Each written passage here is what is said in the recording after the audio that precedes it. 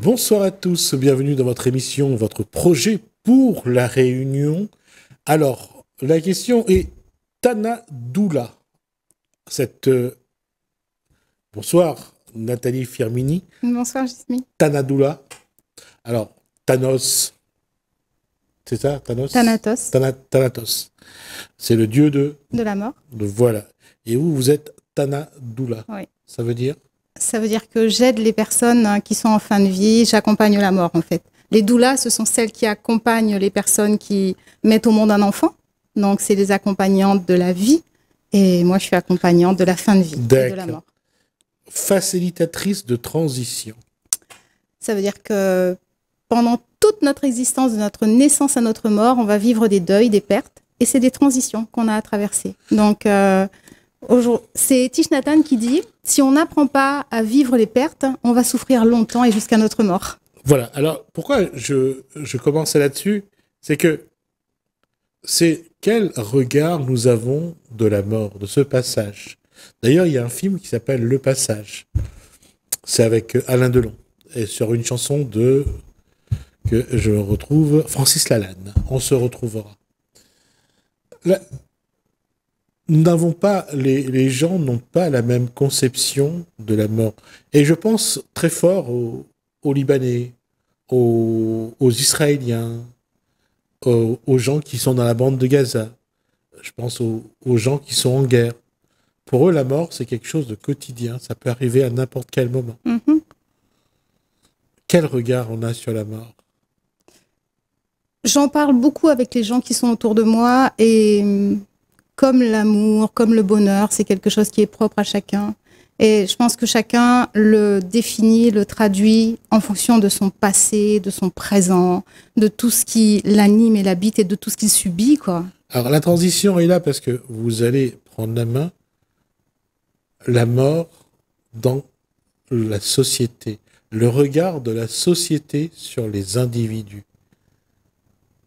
À vous. Je vais commencer par un petit passage du livre « Ma vie de soignante en EHPAD en immersion chez ces grands oubliés ». Alors, dans ce livre, j'ai un petit passage où je parle justement des regrets. C'est un livre qui a été écrit par une Australienne qui s'appelle Bronnie Ware, qui s'appelle « Les 5 regrets que les personnes formulent avant de mourir ». Et moi, je fais un petit passage dans ce livre qui dit « J'observe qu'il est difficile d'être soi-même dans ce monde en constante mutation, où la conformité, la productivité, la rentabilité, voire la jeunesse éternelle sont les priorités, où la pression sociale, les attentes d'autrui et la peur du jugement nous empêchent souvent l'expression authentique de notre identité. » C'est fort pour une raison que je vais essayer de développer. C'est que est-ce qu'il faut être soi ou est-ce qu'il faut être soi dans le regard des autres?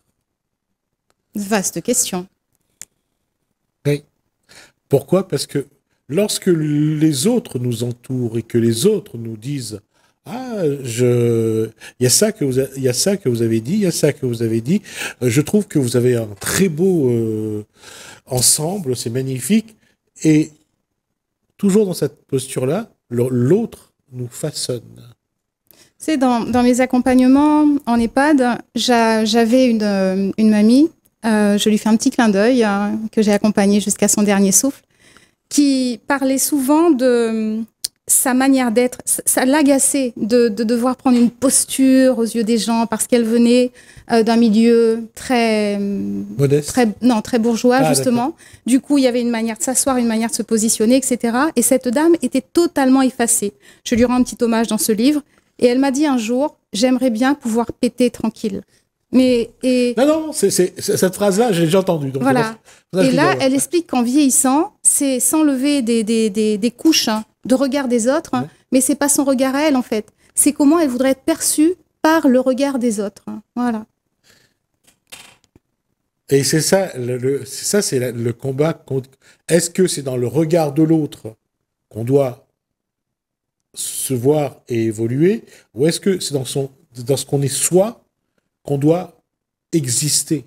Je reprends ce que dit Thich Nhat Hanh en disant « Si on n'apprend pas à se libérer des souffrances optionnelles de la vie, on va souffrir jusqu'à notre mort. » Je pense que si on n'apprend pas à s'accepter tel qu'on est, mais vraiment tel qu'on est, et encore, comment on est nous? Parce que moi, si je me regarde le matin dans la glace, hein, je vois une image que je veux voir. Il y a un truc très symptomatique, j'en ai parlé il n'y a pas très longtemps. Je disais, souvent, quand quelqu'un nous prend en photo, on n'a pas la même perception. Quelqu'un va nous dire, je prends Gismi en photo, je lui montre la photo, je dis, ah, celle-là, elle est chouette. Et vous allez me dire, ah non, elle est moche, celle-là. Alors que moi, je la vois belle. Mais vous la voyez pas belle. Je vais aller plus loin dans l'expérience, dans mon expérience professionnelle. J'ai vu des gens, en sport, c'était une équipe de foot, lorsqu'on faisait leurs photos, ils baissaient la tête. Pour pas qu'on voit leur visage. Et il y a des gens qui veulent pas qu'on les prenne en photo pour une raison simple. Ils ne veulent pas qu'on vole leur âme.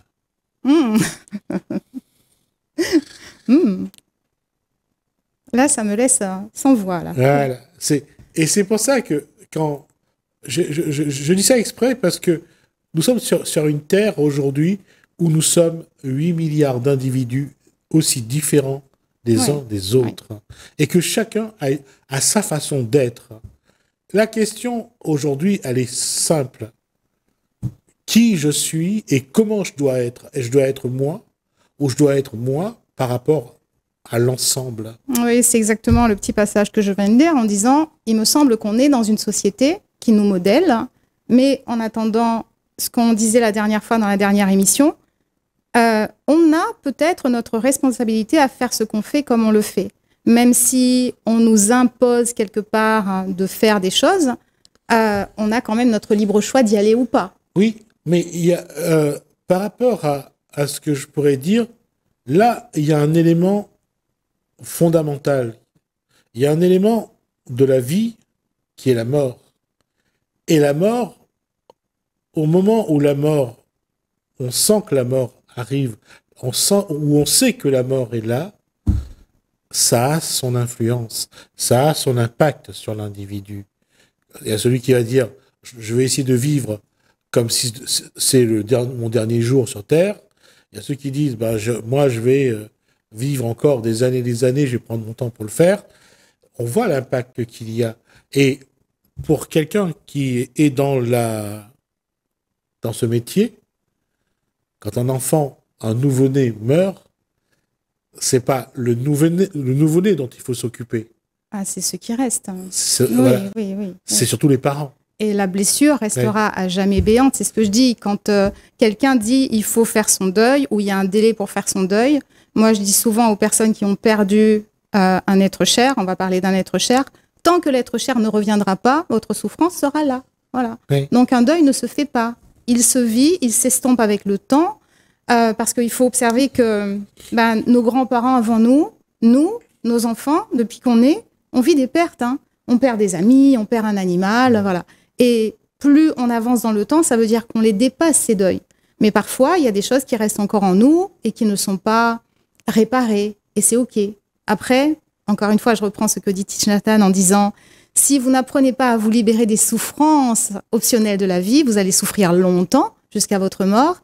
C'est comment est-ce qu'on apprend à se libérer de toutes ces souffrances que la vie nous amène, là, tous ces paquets-là. Comment on apprend, au fil du temps, en lien les uns avec les autres, parce que tout seul, on ne peut pas, à s'alléger, à s'enlever des petites peaux de souffrance et de douleur.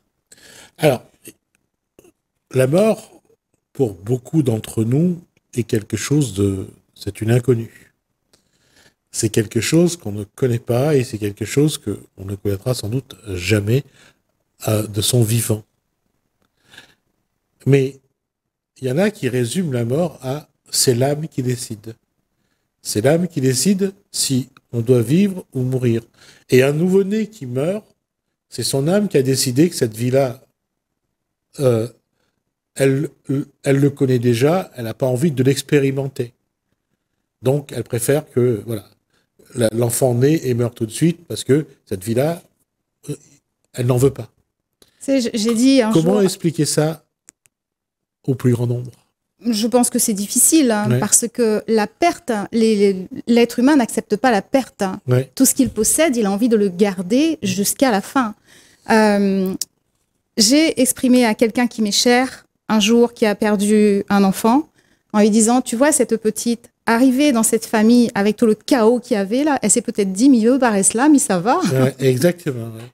Mais ça sera difficile pour une maman qui vient de mettre au monde un enfant, de savoir que son enfant est décédé, d'accepter que c'est l'enfant, que c'est l'âme de l'enfant qui a décidé. Je pense que ça ne peut pas être entendu, ça peut pas être... Perdre un enfant, je pense que c'est quelque chose qui se vit.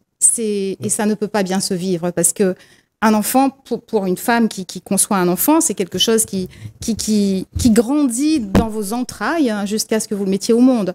Et les papas aussi sont dans la conception. Imaginez, vous mettez un être au monde et boum, du jour au lendemain, il est plus là, quoi. J'ai pas de mots pour ça. Et il n'y a pas seulement de dire, mais le ressentir, les vibrations, toute l'émotion, et surtout si on n'en parle pas. Vous voyez, j'accompagne des mamans qui ont perdu un enfant, et le truc qui revient souvent, c'est ce sentiment de grand vide, comme si, alors, elles le disent régulièrement, comme si on leur avait déchiré le cœur. Ouais. Voilà, une blessure dans l'âme. Quelqu'un a dit ça la dernière fois, c'est une blessure dans l'âme, voilà. Dans leur âme à elle. Au vivant. Ouais. Parce que c'est la question est là, est-ce que l'être humain est conscient d'avoir une âme? Et si oui, comment l'être humain définit son âme? Moi qui ai fait beaucoup et qui continue jusqu'à ma mort, je continuerai à faire un grand travail sur moi-même et j'aime beaucoup tout ce qui est recherche, compréhension. J'aime beaucoup lorsque j'ai le sentiment d'avoir ouvert une petite porte et de m'être libérée d'un fardeau. Au Tebayan, il y a un autre qui ouvre devant, un autre qui arrive. Et pour moi, je travaille encore sur qu'est-ce que c'est que mon âme. Pour moi, je dirais aujourd'hui, j'ai un corps qui traverse tout ce qu'il traverse. Ça grandit. Attendez, ce corps-là, il est né il y a 51 ans. Ça fait 51 ans qu'il y a la même Nathalie dans ce corps, mais ce corps, il change tout le temps. Voilà, c'est-à-dire que quand je suis née, c'était un corps de bébé, areux. Maintenant, j'ai 51 ans, je suis là face à vous. Mais ce corps, il a vécu plein d'épreuves, plein de douleurs, plein de plaisirs aussi, de bonheur, parce qu'il n'y a pas que l'envers, le côté sombre du décor. Et je me dis, lorsque je suis dans un rêve, exemple, je suis dans mon lit, je rêve. Qu'est-ce qui rêve? Est-ce que c'est mon corps qui rêve ou est-ce qu'il y a quelque chose de plus haut qui est en train de vivre quelque chose? Pour moi, personnellement, l'âme, c'est quelque chose qui est peut-être une part de moi, quelque part là, mais que je ne touche pas, que je ne vois pas, mais qui est un grand tout, une grande partie de moi. Alors, certains appellent l'âme aussi le moi supérieur. Et cette définition de dire qu'il y a dans le corps une énergie, parce que ça reste une énergie particulière, et d'ailleurs, c'est pour ceux qui ont vu le film 18 grammes, je crois. 180 ou un truc comme ça, oui, un truc comme ça. Je n'ai pas le grammage exact. Voilà.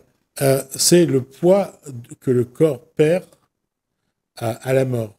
Quand l'individu meurt. C'est le poids de l'âme. Voilà. Ils disent que c'est le poids de l'âme. Alors, je ne vais pas dire que c'est vrai ou faux, j'en sais rien. Moi non plus. Ouais. Mais il y a quand même une réalité.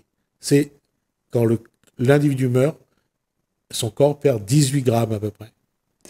Jismi, moi qui accompagne les personnes en fin de vie, et j'en ai accompagné 3 jusqu'à leur dernier souffle, je peux dire, pour l'avoir vraiment vécu face à la personne qui était en train de mourir, il se passe quelque chose qui est indescriptible. Ouais. Vous avez quelqu'un qui est devant vous, qui est conscient ou pas, et vous avez la sensation d'avoir encore un être vivant, habité d'énergie de vie, et à un moment donné, il y a un truc qui se passe, je ne sais pas quoi, mais il y a quelque chose qui part où, je ne sais pas, mais ça se sent dans la matière, que ce soit à l'hôpital, dans le lit, chez les particuliers, quand la personne est partie et qu'elle est morte, qu'il n'y a plus de vie dans le corps, ça se sent. Alors, la question, c'est quel regard doit-on avoir sur ce moment, sur ce passage, cette transition. Qu'est-ce que l'individu, parce que l'individu, c'est normal quand il y a l'amour, quand il y a ce lien, cette connexion, l'individu n'est que dans son émotion. Il a perdu un être qui lui est cher, oui, et il ne vit que sa souffrance. Pourquoi nous n'avons pas tous les mêmes façons de voir la mort? J'ai vu ça dans un film, dans un dessin animé. Ça se passe au Mexique, ça s'appelle Coco. Coco, magnifique. J'ai trouvé ce regard sur la mort incroyable. Je me dis, pourquoi ces êtres-là voient la mort pas comme une fin, mais comme une suite. Voilà, c'est une continuité. Oui. Et il me semble qu'à la fin de Coco, il y a Coco qui dit, voilà, qui dit lorsque tu arrêteras de penser à moi, c'est comme si je n'avais jamais existé, en fait. Voilà. Ouais. Ce qui montre bien que qu'est-ce qui perdure? C'est la mémoire, c'est les pensées qu'on entretient de l'être qui est parti. Si on arrête de penser à lui, si on arrête de faire vivre sa mémoire, si on arrête de commémorer les anniversaires, etc., c'est comme s'il n'avait jamais existé. Alors, tout près de nous, il y a Madagascar. Il y a, je ne sais pas aujourd'hui où c'en est un, je ne vais pas faire comme si je sais, j'en sais rien. Mais on parlait souvent de cette cérémonie de retournement des morts. Ce contact, moi, qui m'a toujours touché, c'est le lien, le contact, la connexion qu'on a, que ces personnes ont avec leurs parents décédés. Et je trouve ça fantastique. Mais au Mexique, ils font une grande fête pour la commémoration des défunts. Mais en fait, la commémoration, c'est pas des défunts, ils commémorent la vie, en fait. C'est la vie après la mort. Ils commémorent ce qui reste. Je disais dans mes accompagnements, je disais la dernière fois par rapport au deuil, j'ai perdu le fil de ce que je voulais dire. Alors, ce que je voulais vous dire, c'est que, puisque vous parliez de ça, on était sur la mort. La prochaine émission, je vous propose, c'est qu'on parle du 1er novembre. Ah oui, oui, oui. On parlera oui. du 1er novembre. Oui. Et pourquoi?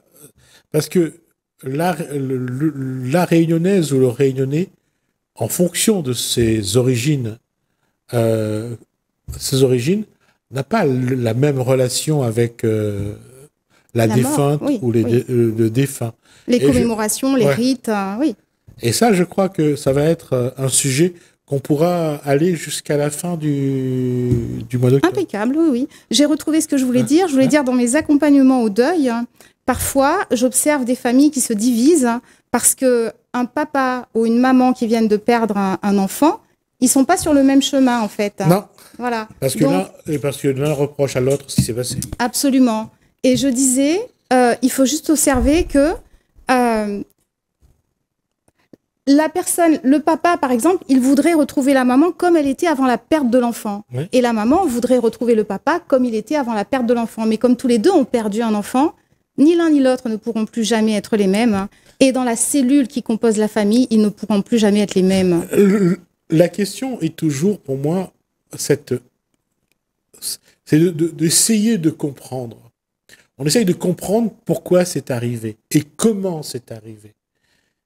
Et on cherche un coupable. Ah oui, oui. Ou une coupable. Oui, oui. Et ce sentiment de culpabilité, il est souvent retourné envers soi-même. Ouais. Et c'est ça qui est compliqué pour les parents qui perdent un enfant.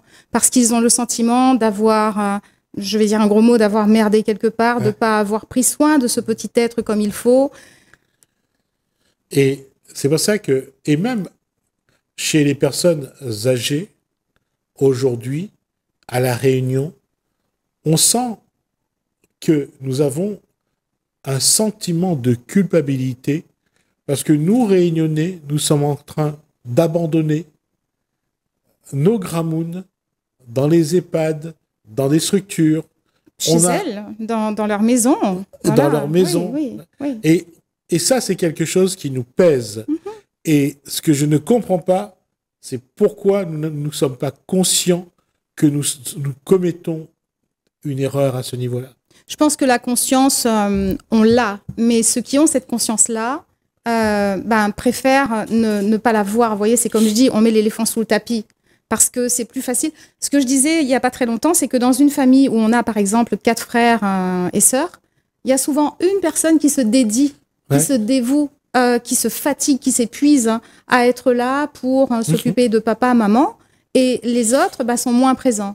Mais ils sont peut-être moins présents parce qu'ils observent qu'il y a quelqu'un qui est présent. Oui, exact. Ouais. Voilà. Ce que je veux dire, c'est que parfois, le lien, c'est là-dessus que je travaille beaucoup, c'est les ruptures de liens qui divisent en fait les familles, qui font que on n'a pas travaillé nos pertes, et dans ces travaux, ce travail qu'on n'a pas fait dans nos pertes, on se divise, et on divise les liens, et on divise les liens. Ouais. Et ce qui fait qu'au final, quand quelqu'un meurt, les maisons restent fermées, il y a des liens de succession, des trucs de succession qui sont pas faits, t'as tout le monde qui se déchire. On s'en veut. Oui, oui. Et on se bagarre. Oui. Et c'est quelque chose, on abordera ça également la semaine prochaine.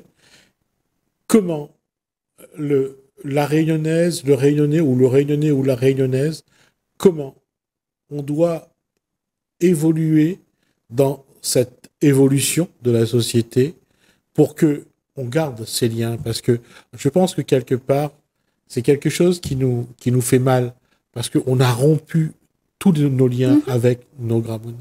Tu sais, la dernière fois, j'avais une discussion avec une dame qui justement se sentait coupable de ne pas pouvoir prendre en soin sa maman qui aujourd'hui est âgée, a besoin de dispositifs médicaux. On ne peut pas aller changer une sonde si on n'en a pas les capacités, quoi. Ça ne se fait pas comme ça. Et elle me disait que aujourd'hui, elle ne savait pas comment faire, elle ne savait pas comment sortir de cette culpabilité de ne pas être là pour sa maman. Et je lui disais juste, déjà, le fait de faire ce qu'on peut avec les moyens qu'on a, c'est déjà énorme. Voilà. Au lieu de se mettre la culpabilité de se dire, je ne suis pas là, montrez à quel endroit vous êtes là, à quel endroit vous faites un petit quelque chose. Et on parlait de colibri la dernière fois. La part de colibri, un petit plus un petit, ça peut faire beaucoup pour une personne âgée isolée. Et ça fait du bien à la personne qui le fait et qui ne s'exclut pas. C'est ça, c'est ça. On en parle la semaine prochaine, Nathalie Fermini. Merci, Jessie. Merci en tout cas, ça a été très intense et très dense cet échange. Ça sera encore plus pour les 2 prochaines émissions.